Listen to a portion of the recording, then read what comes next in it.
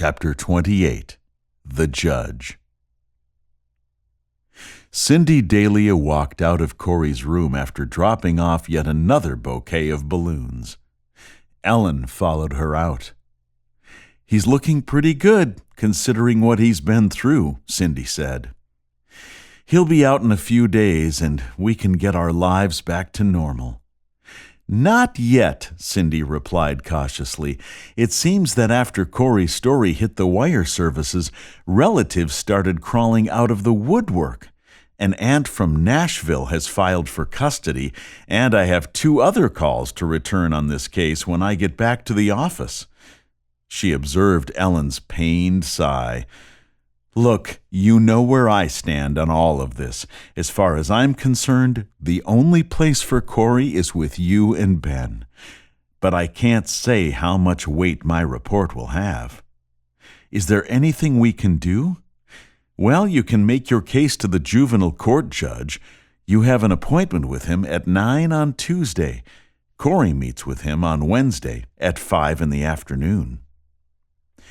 The day after Ben and Ellen had their appointment, it was Corey's turn to talk to the judge. Ellen didn't say much about their appointment, only that they'd had a nice talk. Corey was sure that the aunt from Nashville would be taking him away. He had given passing thought to running away again, but knew that would hurt Ellen even more. It seemed that everything he did ended up hurting the people he loved the most.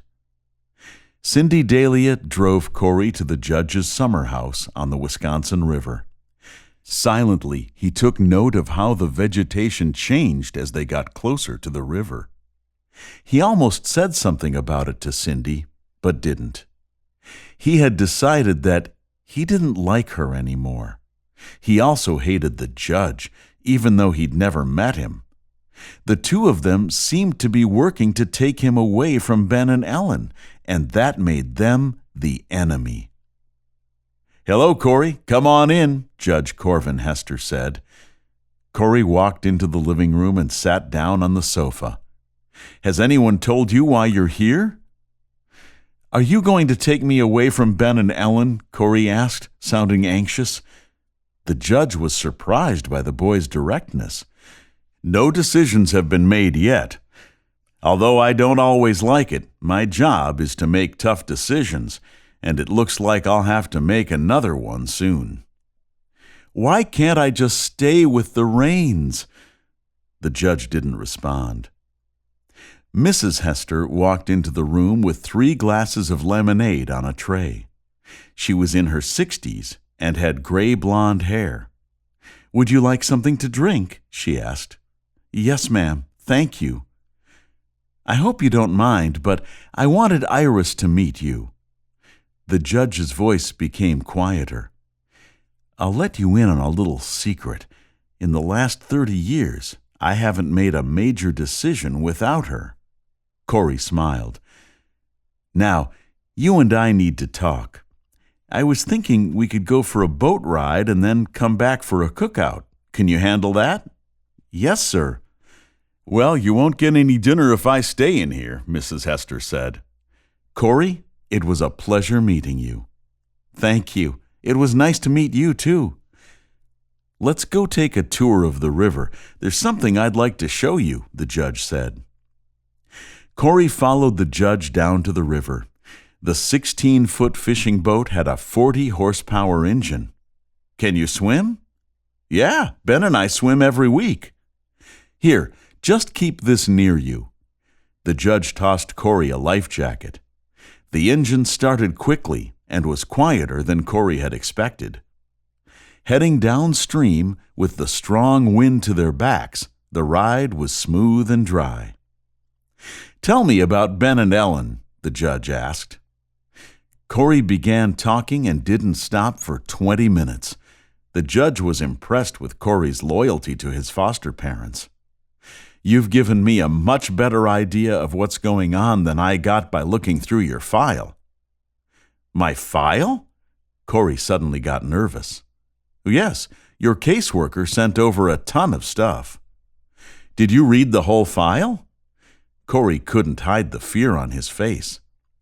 If you're asking if I listened to the tape, the answer is yes. Corey wanted to jump out of the boat, or at least hide under the seat. The judge sensed his uneasiness and added, "Hey, don't worry about anything on that tape. I was impressed by the way you handled yourself. Now, Ms. Mephitis, on the other hand, I really didn't like her. I don't blame you. She was a little rough on you. I'll say, let's just hope that Ms. Mephitis doesn't ever have the misfortune of showing up in my courtroom. I don't take too kindly to any adult who puts a kid through what she did to you. Can you destroy the tape? Sorry, that I can't do." I figured. But I might accidentally misplace it. Corey's face lit up just a little. "I'm old and I'm mean. If I say I lost it, who's going to ask any questions?" Corey laughed. If it weren't for the fact that the judge was going to take him away from Ben and Ellen, Corey could almost learn to like this guy. As they rounded a bend, the judge shut the motor off. The boat continued to drift. "You love Ben and Ellen, don't you?" Without any hesitation, Corey said, "Yes." "I thought so." The judge pointed to a tall, white pine and said, "This is what I wanted to show you." Wow! Sitting in the uppermost branches of the pine was a nest almost half the size of the boat. Just above the nest, a bald eagle was perched on a bare branch. A second eagle landed on the nest with something in its talons. 3 small heads popped up over the edge of the nest and began begging for food. Corey and the judge watched for a few minutes and then headed back. Once they were out of sight of the nest, the judge turned the throttle up and the small boat raced back upstream and into the wind. Corey hung on to the railing and twice checked to see exactly where his life jacket was. Cold spray hit him in the face and blew his hair back. "Okay, so I drive a little too fast sometimes," the judge said as they pulled up to the dock. After a simple dinner, the judge and his wife sat and talked with Corey for over an hour. At times, Corey wondered why they were talking about the things they did. Sports, music, and the need to understand algebra had nothing to do with where he would be living. The judge drove him home. Along the way, they talked even more. "You're an awfully impressive young man," the judge said as he pulled into the Raines' driveway. "Iris thinks you're terrific, and she's never wrong about anyone. Are you going to send me away?" It was clearly the only thing on his mind. "Corey, you'll just have to trust me." On the morning of the hearing that would decide where Corey would be living, Ellen knew for sure that 3 people had not gotten any sleep. In truth, the count was closer to 15 people, most of whom showed up in the Adams County Juvenile Court to show their support. Looking around, Corey saw a sea of familiar faces. Reverend Olson, Wendy and Steve, Bill and Tony Whitehorse, Spider, Karen Conley, and Principal Danhouse were all sitting in the back of the courtroom. The door opened one more time, and Don walked in. He flashed Corey his trademark dopey grin and sat down in the back. Corey sat with Ben, Ellen, and Cindy Dahlia at a table on one side of the room. On the other side sat a lawyer and Grace Mustella, an aunt that Corey had never met. She was the one who had filed for custody. The judge walked in and sat down. "Ladies and gentlemen, my name is Judge Corvin Hester. I'd like to welcome you to my courtroom.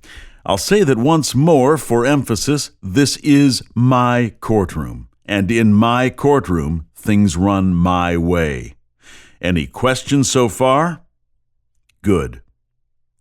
There was an attitude of cocky self-confidence in his voice. The judge got out of his chair and walked to the middle of the room. "This is not a trial. No laws have been broken here. We are here simply to find the best place for this young man to live. Let me say from the start that this sounds like a good problem to have.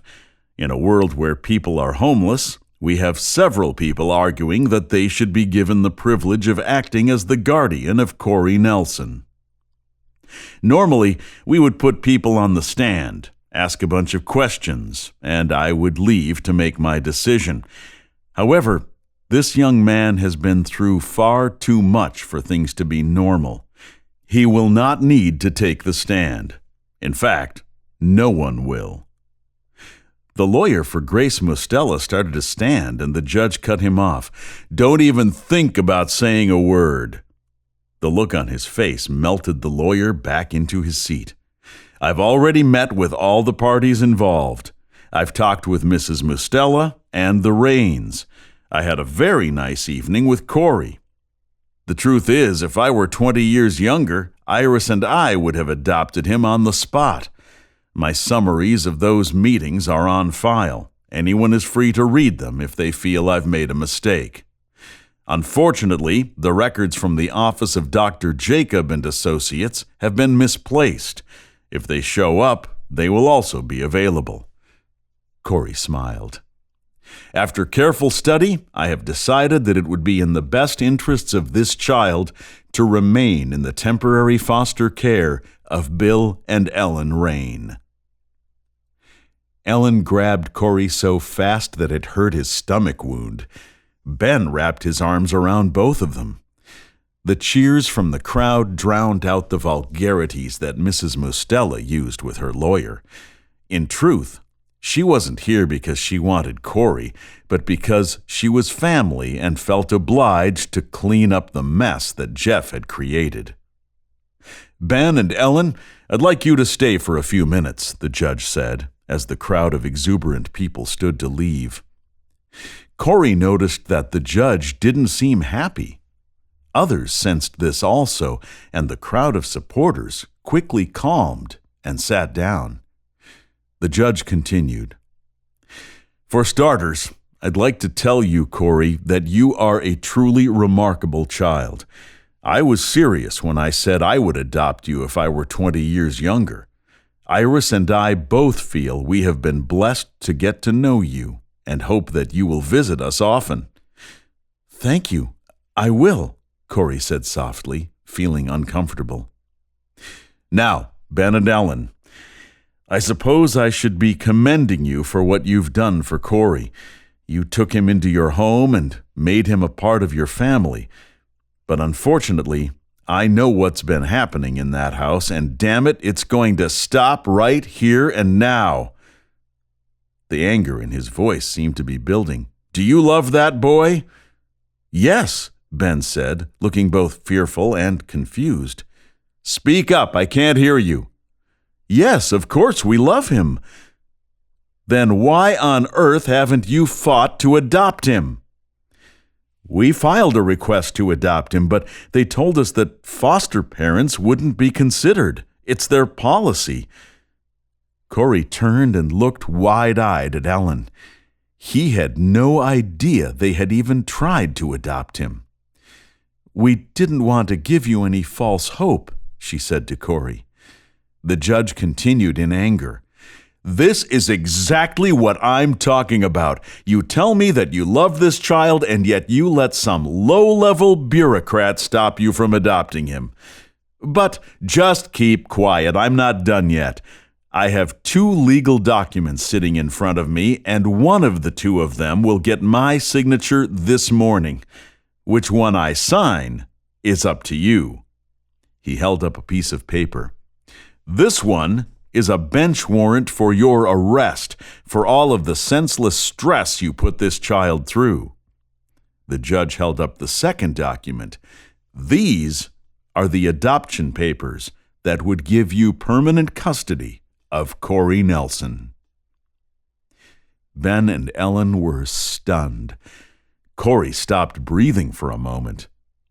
Make a decision, folks. Do you want a son or do you want to go to jail? Ellen reached over and grabbed Corey. Ben pulled the boy away from her and wrapped his arms around him tightly. In a much softer tone, the judge said, "Hold on, it's not that easy." Ben loosened his grip on Corey and turned to the judge. "I have not heard either one of you ask Corey if he wanted to be adopted." The judge paused and added, "And you had better make it good because I've worked pretty hard to get you folks to this point." With a gentle assist from Ben, Corey stood to face the two people who were about to become his parents. The room fell silent. Through eyes that were filling with tears, he watched as Ben and Ellen struggled for the right words. Ben spoke.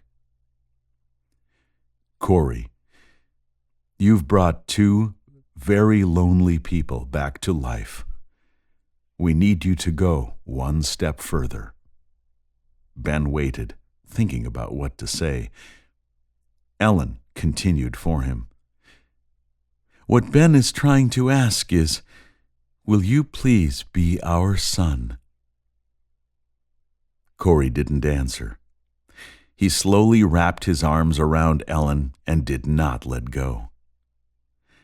Over the cheers and tears of almost everyone in the room, Corey whispered into Ellen's ear, "Will you please take me home?" Ben and Ellen drove their son home. In a few days, they would celebrate with a large gathering of friends, but not today. Today, they would take some time just for themselves to say the things that needed to be said. Today, they would simply be a family.